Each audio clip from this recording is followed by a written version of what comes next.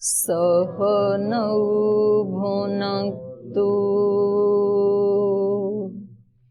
सह वीर्यं करवावहै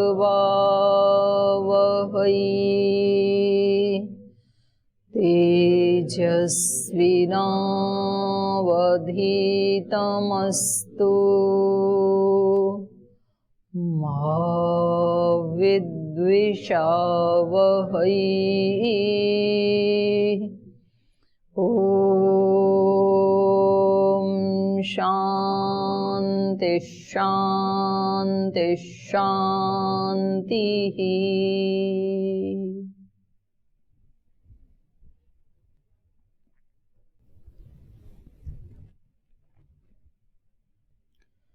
पिछले पाठ में हम चर्चा कर रहे थे कि जो साधक अध्यात्म के मार्ग पे चलता है तो यद्यपि पहले ही दिन उसमें पूर्णता नहीं आती है, अभ्यास से और वैराग्य से धीरे धीरे वो आगे एक एक कदम बढ़ाता है। गीता में भी यही कहा, अभ्यासेन तु कौन्तेय वैराग्येण च गृह्यते। और योग दर्शन में भी यही बताया, अभ्यास वैराग्याभ्याम तन्निरोध। तो अभ्यास भी धीरे धीरे बढ़ता है, एक दिन में अभ्यास नहीं बढ़ता है। कोई व्यक्ति पहलवानी करता है तो एक दिन में पहलवान थोड़े बनता है, वर्षों लगते हैं उसको व्यायाम प्राणायाम करने में, अभ्यास करने में, तब कहीं जाकर के उसका बहुत स्ट्रॉन्ग वज्र जैसा शरीर होता है। ऐसे ही कोई विद्वान बनता है तो कोई एक दिन में थोड़े ही बनता है, वो सतत कई वर्षों तक अपना एक मिनट भी वेस्ट नहीं करता है और किसी ना किसी पुस्तक का अध्ययन, कुछ ना कुछ याद करना, थोड़ा थोड़ा करते हुए। और कल हम वहाँ गए थे, एक आश्रम में गए थे, तो बहुत अच्छा मेरे को लगा। उन लोगों ने वहाँ पर एक नियम बना रखा है कि वो रोजाना गीता जी का एक श्लोक याद करते हैं। और ऐसे करते करते वो गांव की बहनें थी और उन्होंने मेरे को 165 श्लोक उन्होंने बनाए हैं, मतलब छांटे हैं कि ये हमें इतने दिन में याद करने हैं, 165 दिन में याद करने हैं। तो उसमें से उन्होंने लगभग 30-40 श्लोक मेरे को सुनाई, बहुत शुद्ध उच्चारण था। तो आप लोगों में तो कुछ कुछ तो पूरी की पूरी गीता याद करने वाले हैं, कुछ चुनिंदा अध्याय करने वाले हैं, लेकिन एक एक श्लोक तो प्रत्येक भाई बहन को याद करना चाहिए, चाहे वो सेवा वर्ग के हों या दूसरे हों। तो ये अभ्यास करते करते, थोड़ा थोड़ा अभ्यास करते करते फिर ज्ञान बढ़ता जाता है। तो यहाँ पर भी भगवान हमें बता रहे हैं कि अपि चेत सुदुराचारो भजते माम अनन्य भाग। भले ही कोई सुदुराचारी भी मुझे अनन्य भाव से मेरा भजन करता है तो साधु रेव समंतव्य, उसको साधु ही मानना चाहिए। जब कोई अभ्यास शुरू करता है किसी भी चीज का अपने जीवन में, चाहे वो स्वास्थ्य के लिए अभ्यास कर रहा है, चाहे वो समाधि के लिए अभ्यास कर रहा है, चाहे वो विद्या अर्जन के लिए अभ्यास कर रहा है, तो हमेशा उन व्यक्तियों की सहायता करनी चाहिए, उनको हमेशा उत्साहित करना चाहिए, उनको कभी भी हतोत्साहित नहीं करना चाहिए कि आपको तो ये सूत्र याद होते नहीं, आप कुछ नहीं कर पाओगे, आप नहीं पढ़ पाओगे ये विद्या। ऐसे नहीं कहना चाहिए कभी भी उसको। आपसे ये व्यायाम नहीं होता, आपका तो शरीर मुड़ता ही नहीं है, इसलिए आप कभी भी नहीं बन पाओगे एक बलवान, ऐसे नहीं कहना चाहिए। तो ये हमें एक दृष्टि भी दे रहे हैं, साधु रेवस है मंतव्य, उसको साधु ही मानना चाहिए क्योंकि उसका इरादा साधु है, उसका संकल्प नेक है, करते करते वो बन जाएगा। और भगवान तो कह रहे हैं उसमें भी देर नहीं लगेगी। क्षिप्रम एव भवति धर्मात्मा, क्षिप्रम भवति धर्मात्मा शाश्वत शांतिम निगच्छति, बहुत जल्दी ही वो धर्मात्मा बन जाता है। क्योंकि एक बार जब निश्चय हो जाता है तो सारी की सारी शक्ति वहीं लग जाती है ना फिर व्यक्ति की।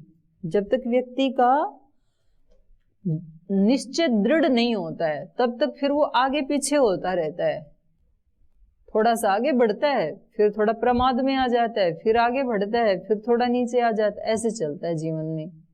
लेकिन जब निश्चय एक हो जाता है कि आज तो वहां पहुंचना है, जाना है, तो जाना है तो फिर जाना ही है। फिर चाहे आंधियां आए, बीच में तूफान आए, बारिश आए, ओले गिरे, तो थोड़ी देर रुक जाएंगे, अपनी गाड़ी को रोक लेंगे हम साइड में, फिर चल पड़ते हैं, क्योंकि आज हमें वहां पहुंचना ही है। तो ऐसे ही हम जीवन में जब लक्ष्य तय कर लेता है कोई व्यक्ति, उसको ही यहाँ गीता में कहा था सम्यक व्यवस्थितो हि स। जो आत्मा से निश्चय कर लेता है तो फिर वो जल्दी ही धर्मात्मा बन जाता है, फिर उसमें देर नहीं लगती है, क्योंकि फिर उसकी सारी एनर्जी एक ही लक्ष्य को अचीव करने में फोकस हो जाती है।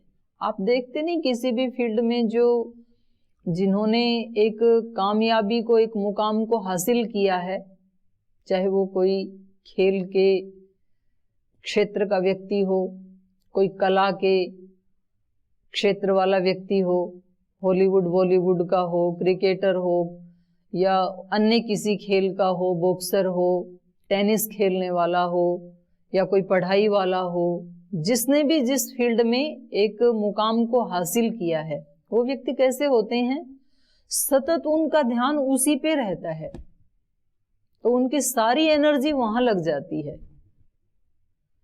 तो फिर उनको जितनी उम्र में, आपकी उम्र के होंगे कुछ तो, जिन्होंने इतनी बड़ी सफलताएं हासिल कर ली, 15, 20, 25, 30, 35, शंकराचार्य जी 35 साल की उम्र में तो चले ही गए थे, उससे पहले ही चले गए थे, और उन्होंने इतनी ऊंचाई को इतने कम समय में हासिल कर लिया, क्योंकि टारगेट एक ही था। ऐसे ही आप कितने लोगों को देखेंगे, तो वो ही बता रहे हैं क्षिप्रम भवति धर्मात्मा। ये व्यक्ति जिसने आत्मा से ये निश्चय कर लिया है कि अब ऐसा बनना है तो बनना है, तो फिर वो बहुत जल्दी धर्मात्मा बन जाता है, बहुत जल्दी ऐसे निकल के आता है। जैसे ही 2005 में जब श्रद्धेय स्वामी जी महाराज ने ये योग का कार्य शुरू किया, तो बहुत लोग कहते थे, बोले इनका तो हमने कभी पहले तो नाम तो सुना नहीं, इनकी कोई पीठ का नाम नहीं सुना, इनके कोई गुरु परंपरा का कोई ऐसा प्रसिद्ध कोई पीठ होगी ऐसा हमने सुना नहीं, ये नया सन्यासी एकदम से ऐसे कहां से अभिव्यक्त हो गया, कहां से प्रकट हो गया। और फिर वहां से यात्रा चली, तो अभी तक आने में ये भी बहुत शॉर्ट टाइम है। इतना बड़ा कार्य जब देखते हैं तो 5 से लेकर के और अभी 19 तक, तो मात्र कितने वर्ष हुए, 14 वर्ष मात्र। तो 14 वर्ष में इतना विराट कार्य कर दिखाना, तो ये तो रॉकेट की स्पीड है ना। तो कैसे होता है ये, जिसने एक दृढ़ निश्चय कर लिया कि ये जीवन किसके लिए है, केवल पुरुषार्थ और परमार्थ के लिए है। इसलिए उन दोनों महापुरुषों की शक्ति का एक एक कण और 24 घंटे का एक एक क्षण एक ही लक्ष्य के लिए समर्पित है। तो इसलिए क्षिप्रम भवति धर्मात्मा, जल्दी ही फिर उसका रिजल्ट दिखाई देता है। क्षिप्रम भवति धर्मात्मा शाश्वत शांतिम निगच्छति, और फिर उनको कैसी शांति मिल जाती है, शाश्वत। उससे पहले जब तक धर्मात्मा नहीं बनते हैं तब तक शांति मिलती है, लेकिन वो फिर चली जाती है, थोड़ी देर के लिए तो मिलती है। जितनी देर के लिए धर्माचरण करते हैं, जितनी देर के लिए सात्विकता में रहते हैं, तब तक तो शांति मिलती है। और जैसे ही राजसिकता या तामसिकता में जाते हैं, जैसे ही थोड़े आलस्य प्रमाद में जाते हैं, जैसे ही हम उस कार्य को करने में विघ्न कोई आ जाता है, वो टूट जाता है हमारा अभ्यास, तो फिर हम कैसे हो जाते हैं, चिंतित हो जाते हैं, हताश निराश हो जाते हैं। तो वो हमारी शांति जो है वो शाश्वत नहीं है, निरंतर टिकने वाली नहीं है, वो बीच बीच में ब्रेक हो जाती है। लेकिन इस धर्मात्मा की शांति कैसी होती है? एक बार प्राप्त कर ली तो फिर सदा सदा के लिए कर ली, फिर कभी भी अशांत नहीं होगा वो, क्योंकि दोष हट गए ना। तो निर्दोष जीवन कैसा होता है? तो योगी जैसे जीते हैं वो निर्दोष जीवन होता है।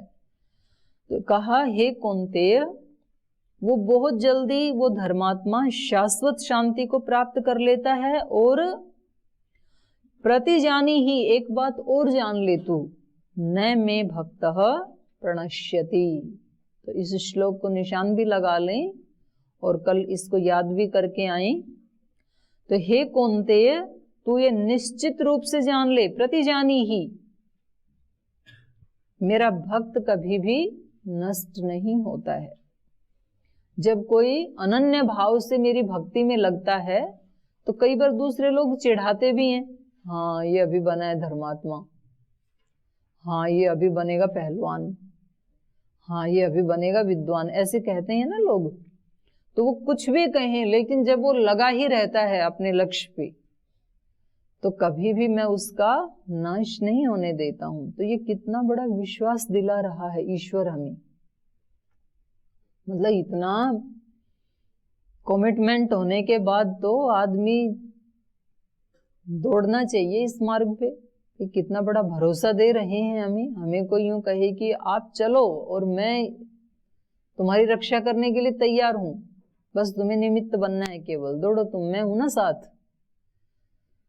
तो कोई व्यक्ति जब ये कह देता है किसी मुसीबत में या जीवन के प्रसंग में कि भाई जीवन में कभी भी कैसा भी मौका आए, किसी भी बल की तेरे को आवश्यकता हो, मैं हमेशा तेरे साथ खड़ा हूं, तो कितना आदमी को संबल मिलता है।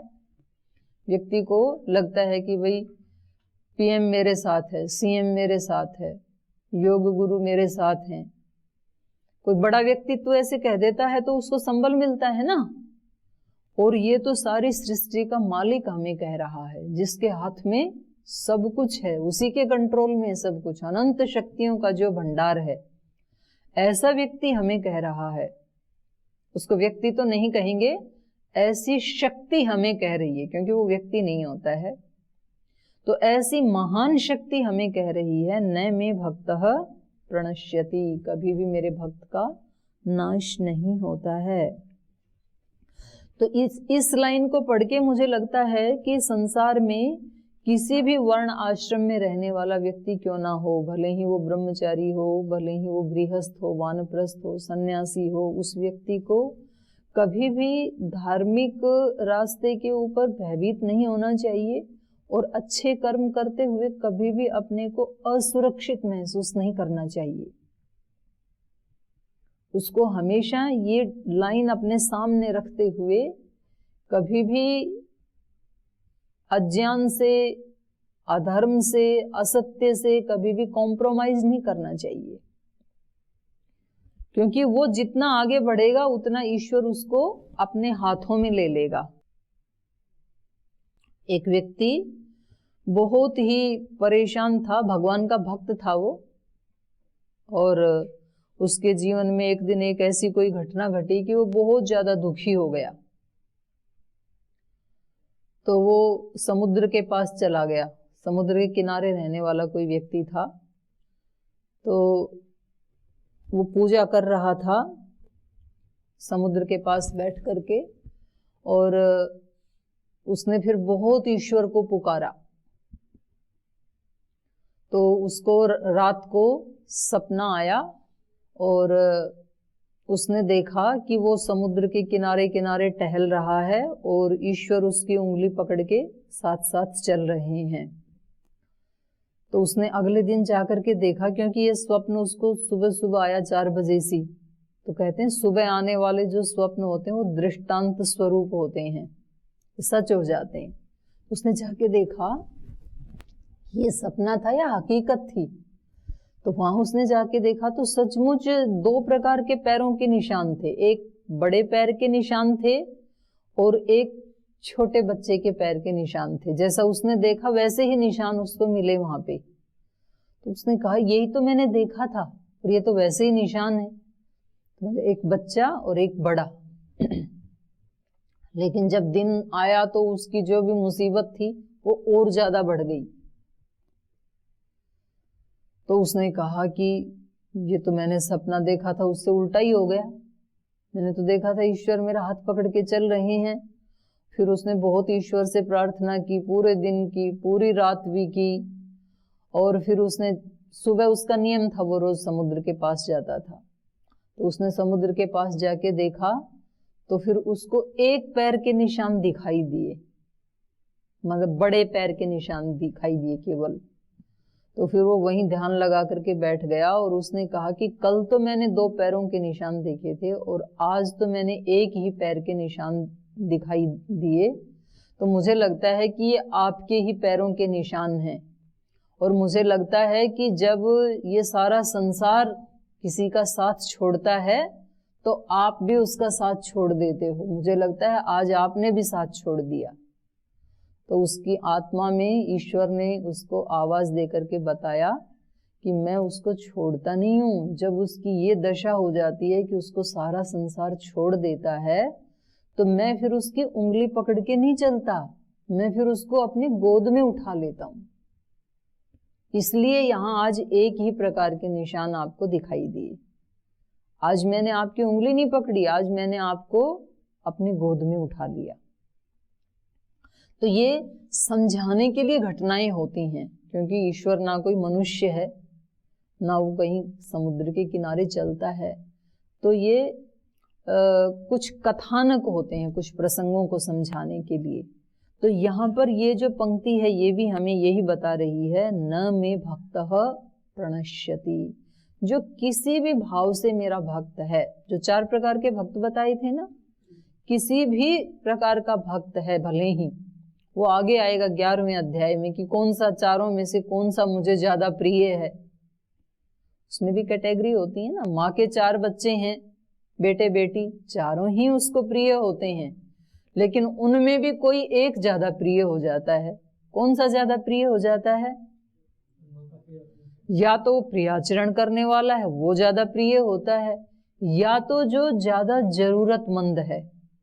जैसे माँ के एक बड़ा बेटा है, एक छोटा बेटा है, और छोटा जो है बड़े और छोटे में इतना अंतर है कि छोटा बिल्कुल ही छोटा है, अभी गोद में उठाने योग्य है, 1 वर्ष का है, और बड़ा में इतना डिफरेंस है कि वो 15 वर्ष का हो गया, 14-15 वर्ष का हो गया। तो बड़े वाला तो कई सारे काम करता है घर में, पढ़ाई भी करता है, माँ का हाथ भी बंटाता है, और छोटा वाला है वो तो कुछ भी नहीं करता है, लेकिन वो पूर्ण रूप से माँ की शरणागति में है। इसलिए माँ दोनों के ही खाने की चिंता करती है, दोनों की ही सुरक्षा की चिंता करती है, लेकिन दोनों में भी ज्यादा चिंता कौन से की करती है? छोटे वाले की ज्यादा करती है, क्योंकि वो तो बोल भी नहीं पाता ना अभी, पूर्ण रूप से वो माँ के ही समर्पित है, तो उसकी और ज्यादा चिंता करती है। तो वो हम आगे पढ़ेंगे। लेकिन यहाँ कोई भी भक्त, किसी भी प्रकार का भक्त, चारों में से जो अनन्य भाव से ईश्वर को भजता है, तो ईश्वर कहते हैं मैं उसका कभी नाश नहीं होने देता हूं। न ही पार्थ व्यपाश्रित्य येपि स्युः पापयोनयः स्त्रियो वैश्यास्तथा शूद्रा तेपि यान्ति पराम गतिम्। हे पार्थ, यो ही माम व्यपाश्रित्य, जो भी मेरे शरणागत होकर के, अप आश्रित्य, 2 उपसर्ग लगाए इसमें, वि अप, जो विशेष रूप से मेरी शरण में आ गया है। तो हे पार्थ, यो ही माम व्यपाश्रित्य ये भी स्युः पापयोनयः, जो अनन्य भाव से विशेष रूप से मेरी शरण में आ गया है, तो वो भले ही पाप योनि वाले भी क्यों ना हो, और वो भले ही स्त्री, वैश्य और शूद्र भी क्यों ना हो, तो भी वो यदि एक बार मेरी शरण में आ गए तो पराम गतिम यान्ति, श्रेष्ठ गति को, श्रेष्ठ ज्ञान को, श्रेष्ठ उपलब्धि को प्राप्त हो जाते हैं। यान्ति, प्राप्त हो जाते हैं। तो यहाँ पर ये विचार करने योग्य बात है कि एक तो कहा पाप योनयः, तो पाप योनि कौन है, और दूसरा इसमें विचार करने योग्य है स्त्रिय और वैश्य और तथा शूद्र, 3 शब्द कहे ना। तो क्या इनके साथ पाप योनि शब्द जुड़ा हुआ है, या पाप योनि अलग से है, या स्त्रियों को क्या ईश्वर की भक्ति करने का अधिकार नहीं है, तो ये शब्द क्यों प्रयोग किए, तो इसके ऊपर अनेक अनेक विद्वानों के अनेक अनेक मत हैं। तो इसमें जैसे कहा पाप योनय, चाहे वो पाप योनि वाले भी क्यों ना हो, और कुछ इसको जोड़ते हैं इन तीनों के साथ कि वैश्य शूद्र और स्त्रियां ये पाप योनि हैं, तो ये अर्थ बिल्कुल गलत है, क्योंकि ऊपर वाले का संबंध नीचे वाली पंक्ति के साथ नहीं है। वहां पर पाप योनय का मतलब है जैसे हम मनुष्य की योनि को तो पुण्य योनि मानते हैं, और मनुष्यतर जो योनियां हैं उनको पाप योनि माना जाता है। तो कई बार क्या होता है, उस योनि में भी कुछ आत्माएं ऐसी होती हैं कि हमें जो अगला जन्म मिलता है, जाति आयु भोग, वो पिछले कर्माशय के अनुसार मिलता है। तो उसमें क्या होता है, कई बार योनि माने शरीर धारण करने वाले जो संस्कार हैं वो तो बहुत अच्छे थे, और दूसरे फल जाति आयु भोग, तो जाति वाले संस्कार तो बहुत अच्छे थे, आयु और भोग वाले बहुत अच्छे नहीं थे। तो जाति तो मिलेगी मनुष्य की, लेकिन भोग ऐसे मिलेंगे कि मतलब उसमें प्रचुरता नहीं होगी, भोगों की बहुत अभाव मिलेगा। तो आपने देखे ना, ऐसे ऐसे भी तो मनुष्य होते हैं, मनुष्य योनि तो मिल गई लेकिन हाथ नहीं है, पैर नहीं है, या कभी तो पता नहीं कैसे कैसे शरीर मिल जाते हैं उनको। तो यद्यपि मनुष्य जीवन तो मिला, लेकिन दूसरे भोगों की उसको प्रचुरता नहीं मिली। कई बार क्या होता है कि जाति वाले कर्म तो ज्यादा बलवान नहीं थे, लेकिन दूसरे भोग वाले उनके कर्म बहुत बलवान थे पिछले जन्म के, इसलिए जाति तो मिली उनको कुत्ते आदि की या गाय आदि की, लेकिन भोग ऐसा मिला कि वो गाय जो है वो एसी में रहती है, कुर्र लगा के रखते हैं, गद्दे पे सुलाते हैं उसको, मनुष्य से भी ज्यादा उसकी सेवा की जाती है, तो भोग उसको मनुष्य से भी ज्यादा मिल रहे हैं। तो किसको पाप योनिया कहें, तो पाप योनि माना जाता है सामान्य रूप से जो मनुष्यतर योनियां हैं उनको। तो ये प्रसंग है कि ऐसी आत्माएं फिर उस योनि में क्यों गई, तो उसके 2 कारण हैं। उनके जो जाति प्राप्त करने वाले जो कर्माशय था वो उतना बलवान नहीं था, एक पक्ष। दूसरा पक्ष है जो गीता का प्रमाण है कि अंतिम समय जिसका चिंतन आ जाता है तो उसको उस योनि में जाना पड़ता है। तो इसके लिए उदाहरण दिया जाता है जड़ भरत का। भर्तृहरि जो थे ना, तो पूरे राज्य आदि सब छोड़ करके फिर जंगल में गए थे, तो वैराग्य तो पूरा था, अनासक्ति पूरी थी, धर्माचरण भी पूरा था, लेकिन वहां रहते रहते फिर नदी पे स्नान के लिए जाते थे, और वहां वो एक हरिणी पानी पीने के लिए आई थी नदी पे, और जैसे ही इनके पैरों की आहट उसने सुनी तो वो डर करके भागने लगी वहां से। तो वो गर्भिणी थी, तो उसका गर्भपात हो गया, तो वो तो मर गई फिर वहीं पर, उसकी माँ तो हरिणी तो मर गई, वो बच्चा रह गया, नवजात शिशु। तो ये उनको अपने आश्रम में ले आए, साधु स्वभाव था ना, दयालु, उसका पालन पोषण करने लगे, और उसको अपने बच्चे जैसे ही उससे नेह हो गया। तो हम जिन जीव जंतुओं को भी अपने घर में पालते हैं ना, तो उनके साथ भी फिर बच्चे जैसी ही प्रीति हो जाती है लोगों की। तो हिरण के बच्चे के साथ इनकी भरत की ऐसी ही प्रीति हो गई। तो जब वो शरीर छोड़ने लगे तो एकदम से उनको उसका याद आ गई, स्मृति हिरण की, कि अभी मैं तो चला जा रहा हूं, इसका क्या होगा। एक भाव आ गया, आसक्ति का था ना। तो सांख्य दर्शन के 4th अध्याय में सूत्र है ना,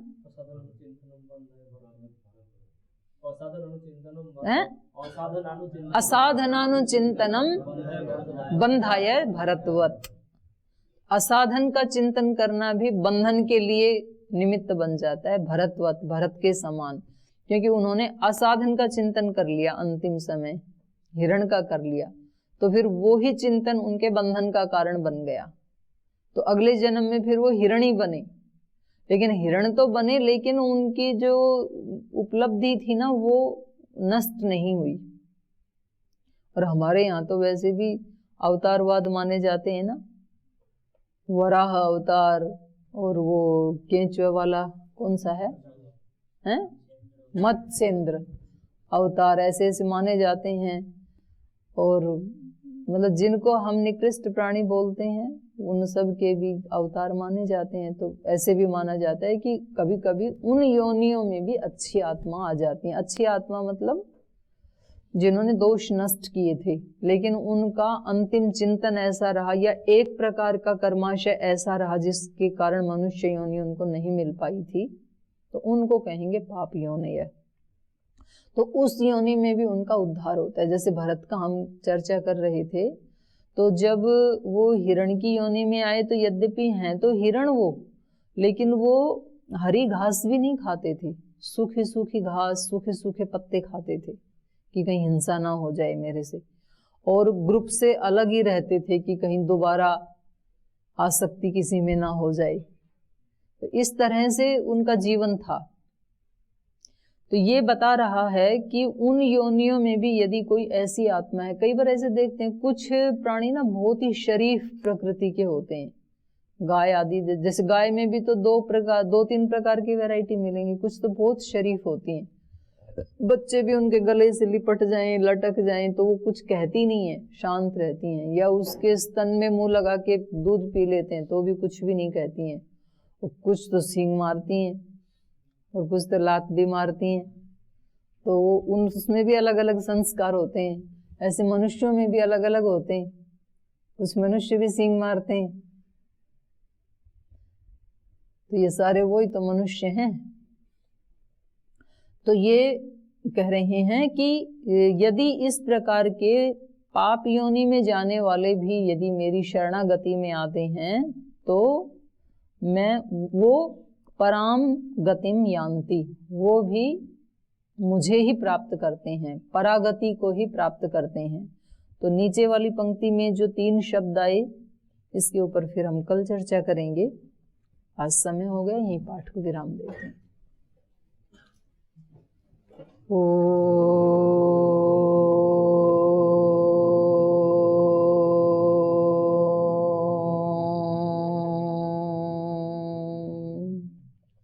शांति शांति शांति। श्री गुरुभ्यो नमः।